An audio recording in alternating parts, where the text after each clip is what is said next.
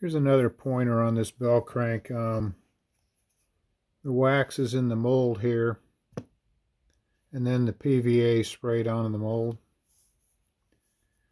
Once you get it to this point, the pins are still in the mold. I pull the pins down flush with the inside of the mold. The center pin is inserted through the back of the mold.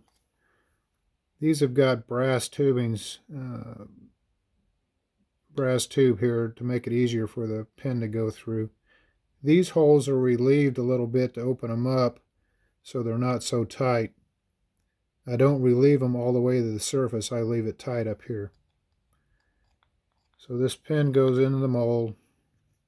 This brass bushing, like I showed in another video, goes into the mold and it's countersunk into that hole. These pins at this point are twisted, and when you twist them it breaks the PVA seal and you push it all the way through.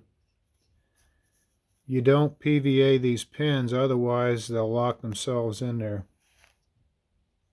So you get a twist to break the film, shove the pin through.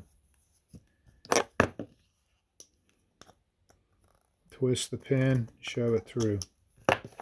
So now it's ready to lay up. Put the surface coat in there at this point. Put some chopped carbon down there around the bearing. Let that be stage, the surface coat, if you decide to go that route. And then you start laying it up.